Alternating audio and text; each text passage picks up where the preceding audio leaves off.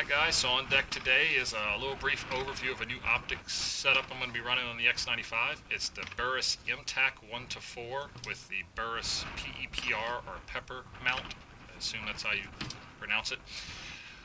So what I want to do is just give a real brief overview of this optic, why I selected this optic, and what my intentions are with this. So when I was at SHOT Show, I was looking at various variable power optics, the 1-4, 1-6, 1-8 type stuff.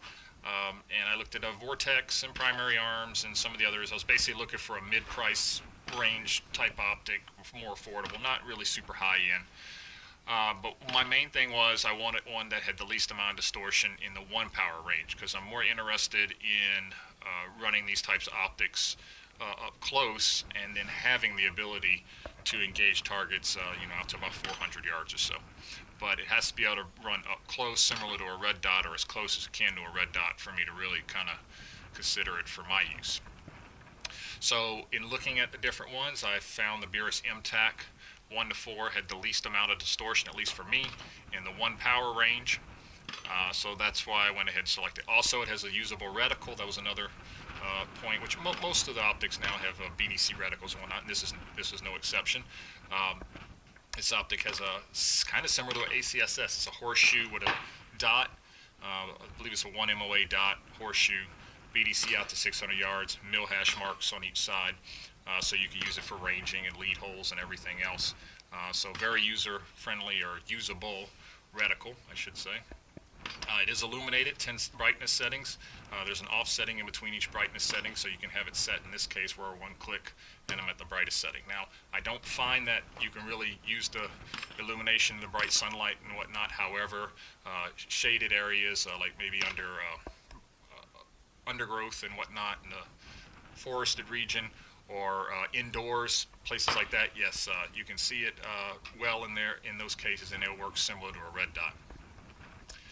The focus, or the power adjustment ring, is stiff enough that it's not going to move on its own, but it's light enough and smooth enough that it's no problem to turn it fairly quickly. You don't really have to strain or anything like that. I don't have an extended lever on it yet, but I may put one on it later. You have half MOA adjustments. The nice thing about these turrets, they are capped. I have them open right now, but they are capped. Is you can reset your dial marker to 0, so you can set your scope for your preferred loading, set your dial marker to 0, and then you could have additional settings for training ammunition or something. Maybe you have rounds that don't quite match your 0. Well, you can go ahead and log that in your data book and know where to set it, and then you can just simply move it back to 0 for your preferred loading. So that's the main things we want to see actually today, is can you make those settings and it not affect your 0, as well as being able to remove the P.E.P.R mount and being able to place it back on the rifle without losing 0. Both of the optic itself comes in the 375-ish range, somewhere up around there, and the mount is about 95-ish, basically, roughly, give or take 10, 25 bucks, somewhere up in there. So the mount is fairly affordable for a QD type mount of this type. Most of your competition, American Defense, LaRue, and others like that, are going to run probably between $175 to $275. So obviously you're giving up a little bit in quality, but we'll see how that holds up. It seems built well enough for the intended purpose. Same thing with the optic. You're running, it's not a $1,000 optic or anything. However, for the price range, it does have some nice features. It's very clean, reasonably lightweight, and overall seems pretty nice. So we want to see how well this is going to hold 0 today, and that's going to be the main thing we're looking for today. I'll be running this quite a while now. I guess I'll be using it on this rifle quite a bit, so I'm going to see how well it holds up in the long term, but we'll cross that bridge when we get there. So let's go ahead and get this going. Alright guys, we're here with the Burris MTAC 1-4 with ballistic AR reticle, and we have it mounted up on the Burris P.E.P.R P.E.P.R mount. I assume that's how you pronounce it. And what we're going to do right now, we've already zeroed it up. We got 5 rounds of Wolf Gold already put on target marked, and we're going to remove the mount and put it back on and see if it holds 0. So let's go ahead and do that.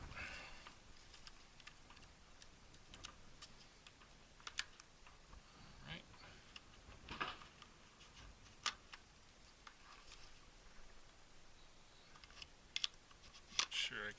back in the right spot.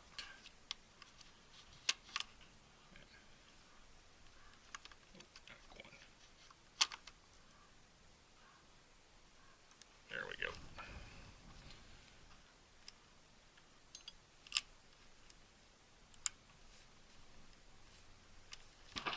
All right, let's see what we got.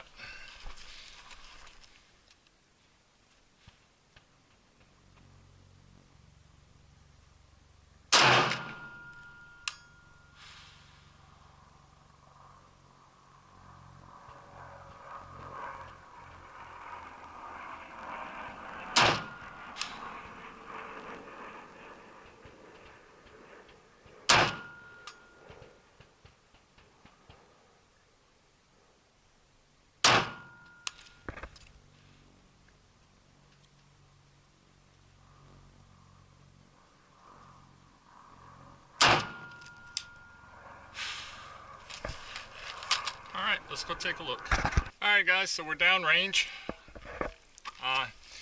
So we had our rounds marked from the first 5 rounds we fired, check the 0. This shot here was me, so you can just forget about that little guy. I wouldn't worry about that little guy. So what we have is our first 5, obviously the screw up here, but we have 1, 2, 3, 4. And so we removed the mount, placed it back on, and we had 1, 2, 3, 4, 5. So landed right in the same area of the group there, so it certainly looks like the mount returns to 0. We actually did this one time earlier, but the scope itself, I had zeroed just a little bit higher than I would have liked. So we went ahead and just made the minor adjustment. However, our first 5 were 1, 2, 3, 4, 5. Now you'll see some horizontal stringing. That is from the rest I'm using. Just the way I have the rifle rest, it's about the best I could do right now. And it does have a little horizontal movement. So that's not the rifle, that's me. But nonetheless, our next 5 rounds, after we removed the mount, placed it back on the rifle, we got 1, 2, 3, 4, 5. So again, the mount is holding 0. So far so good. So what we did was, this was the wolf goal we actually zeroed earlier for the P.E.P.R gold dot, 64 grain, and the wolf goal hit about an MOA lower, so we had to make some corrections. And what we did was we set our 0 marker for the 64 grain gold dot, and I'll just write down in my data to make the 1 MOA correction on the turrets if I shoot with the wolf goal. What we're going to do is we're going to move the turrets back to 0, and we already have 3 rounds of gold dot up here, and we're going to fire 3 more rounds and see if moving our turrets back to 0, if we get the same 0 again. Alright, we set our turrets back to 0, and we have 3 rounds of the 64 grain gold dot loaded up, so we'll go ahead and put those on that target dot we saw earlier and see how well this returned to 0.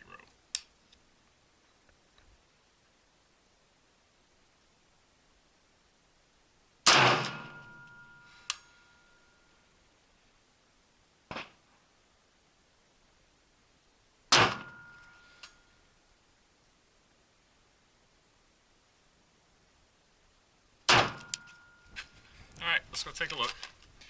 Alright, so we're back down range. Our first 3 gold dots were here, here, and here. Our next 3 was here, here, and here. As I said, the rest, I have some vertical movement, or I'm sorry, horizontal movement on the rest, and it creates the appearance of some horizontal stringing, but I could assure you that is me and not the rifle. So I'm going to go back and fire 3 more rounds into this just to get a little larger data set, but so far we're looking good. Alright, so we're back looking at the 64 grain gold dot. We have a total of 9 rounds up here. We have 1, 2, 3, 4, 5, 6, 7, 8, 9. And it looks like everything's holding up just fine. So it looks like the P.E.P.R mount can return to 0 after removing it, or does return to 0 after removing it. And it also looks like you can move the turrets on the MTAC to 0 for different loadings, and then you can move it back to your original 0. And it holds to 0. So that is definitely a feature I like, the ability to reset the your dial marker allows you to zero for a primary load, and then just you have to just put the information in your data book as far as different loads and stuff. But that allows you to be able to have your primary load zeroed up, and you know you can return to that. And then also using your data book, you can zero for different loads and then allow the reticle to go to work for you, which is the next thing we're going to try to do. We'll try to get over to the plate range. Hopefully it's not too busy, and the wind cooperates. We'll see how close that BDC reticle matches the Wolf Gold and the 64 grain gold dot. Alright guys, we're out here on the plate range. It is quite breezy. We have almost a full value wind coming at us from right to left. This is going to be pretty tough. We're going to try for the 420 yarder. We're going to hold with the 400 yard marker on the BDC, and we're going to see just how much windage it's going to take. I think we're going to probably not going to do too much. We'll probably have to pick this up another day at another location, because with this kind of wind, this really isn't going to be fair to the rifle or the scope. But we'll give it a try. We'll see if we can get at least a couple hits.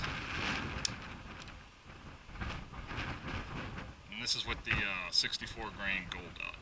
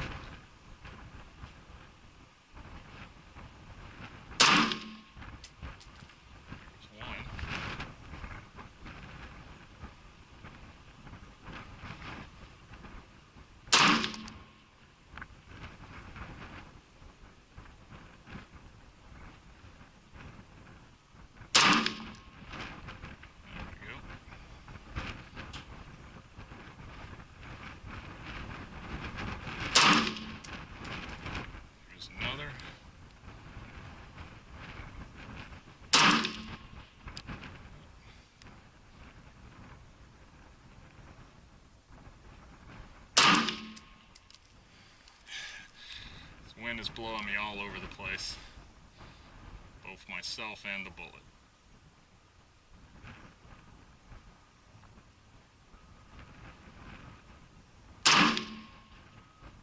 There's another. Well, when we get the hold right, we're hitting. It's just trying to keep it at that point. It's quite difficult. There's another. Try one more. Now, 3 in a row. I'll call that good. So we're holding, oh shoot. Looks like, this will be 9 inches, 16, 18, oh, about 16 inches off, looks like, from center. And I believe that's a 16-inch plate. So we're holding basically a full plate off of center. So if you basically set another plate down there, 16 inches in diameter, on the side of it and aimed at the center of that plate, that is pretty much what we're doing.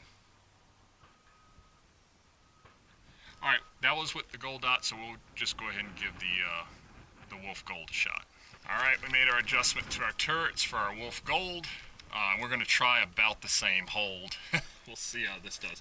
Now, it's a 55 grain projectile, but it is moving considerably quicker than the gold dot. The Wolf Gold, even though it says 223, tends to step out more along the lines of 5.56. I average pretty close to 3,100 feet per second out of this rifle.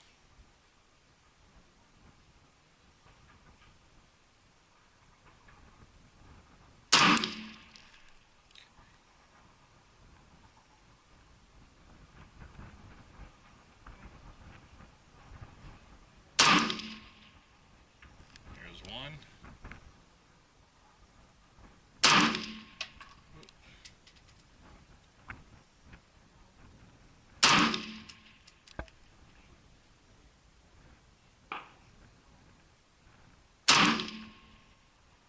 There's one.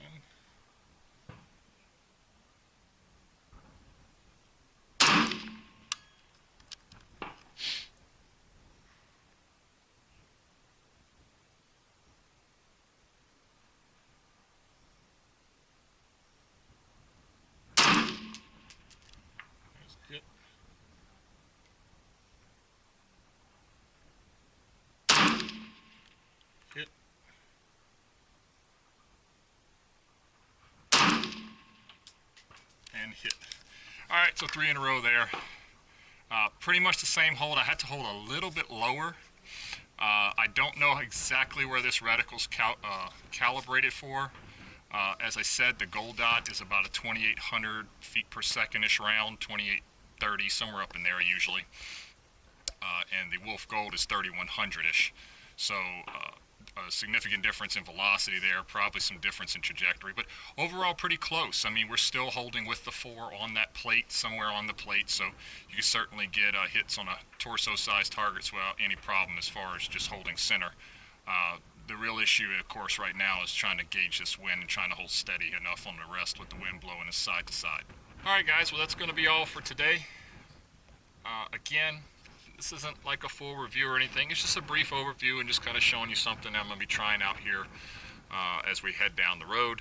So I'm going to continue running this optic and seeing how I like it, just the entire setup in general, the 1-4 power and how it works on the X95. So far it looks like the Burris P.E.P.R mount holds 0. It seems like the MTAC is doing a good job of holding 0, allowing me to use different loadings. The BDC seems to be reasonably calibrated. As long as we judge the wind right, that's really the biggest problem right now. The 1 power magnification can be used very close to a red dot, as you saw in the opening segment of the video. There are a couple drawbacks to using this type of setup when compared to a red dot, but there's also some major advantage, especially once you start getting out to distance. You know, it probably would not have been able to do this, not with any certainty with a red dot. So having the extra magnification along with a ballistic reticle at these distances certainly does help, gives you a little more versatility in that regard. So we'll keep running this, we'll see how well everything holds up and how well we like this setup overall, and we'll probably get back on this at a later date. So for now, if you haven't already done so, please subscribe, like the video, and share. And as always guys, please keep your comments professional. We'll see you next time.